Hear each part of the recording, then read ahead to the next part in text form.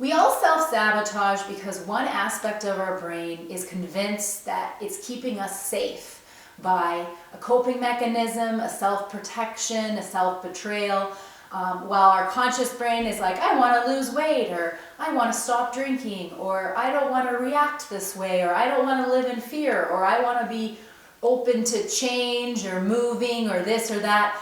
But another aspect of us is in direct conflict with that and says, this isn't safe though. Any of this changing is not safe. Let's keep with the familiar pattern we're in.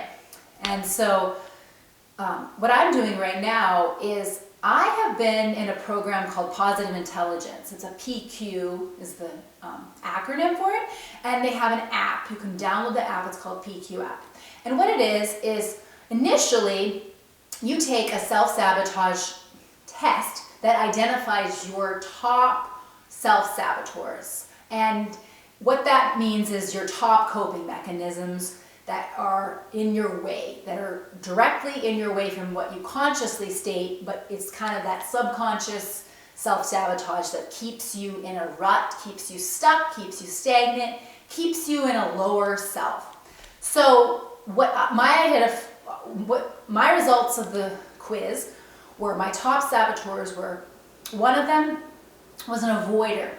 So an avoider has a tendency to procrastinate, has a tendency to avoid confrontation and prefers to kind of be in the people-pleasing mode or just kind of go along to get along. Many of the things that I talk about here is just me versus my avoider. And so that was one of my top ones. My other one was hyper-rational, completely confident more in the rational brain than emotional brain. So constantly in that analytical, often repressing emotions, suppressing emotions, that kind of coping mechanism. And then the other one was hypervigilant, so looking for the other shoe to drop and kind of having a tendency of viewing negative things where they're not there, or over-focusing on negative to the point that they do manifest.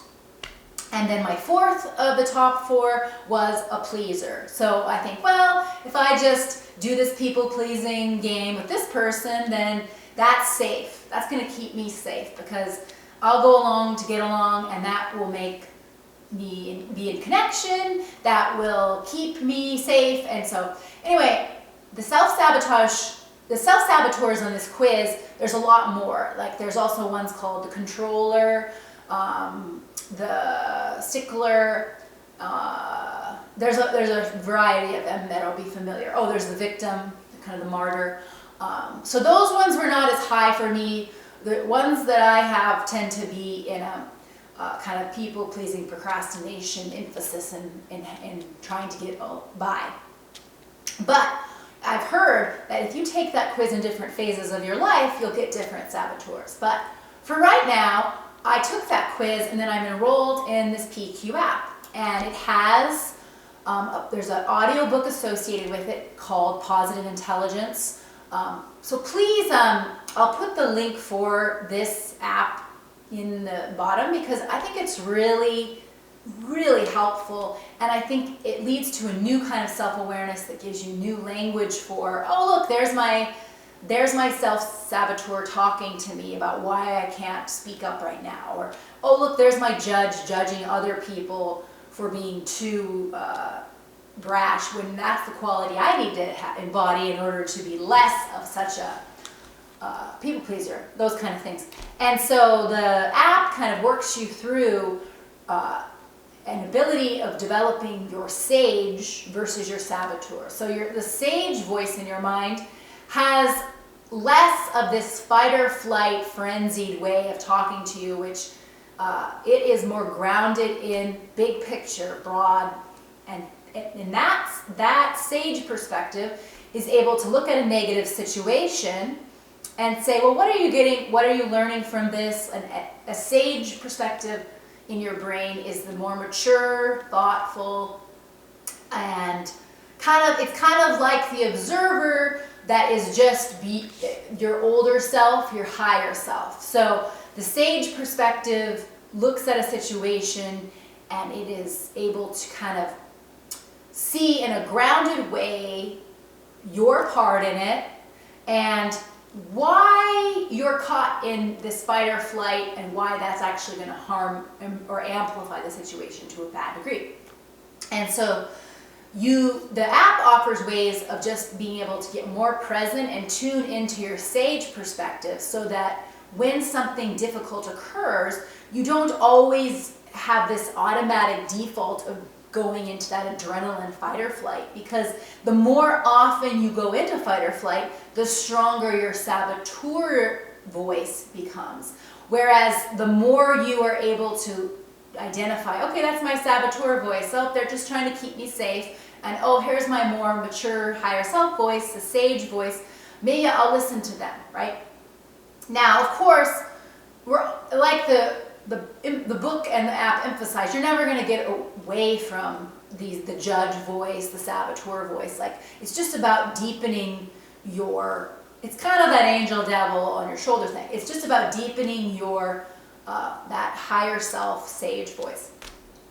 And so I was looking at it, we had this exercise of looking through different phases of your life and writing the highlights and the low lights or low points, and then identifying the ways in which when you look back, oh, well, actually this low light led me to anger, which then led me to have a lot of productivity in another way.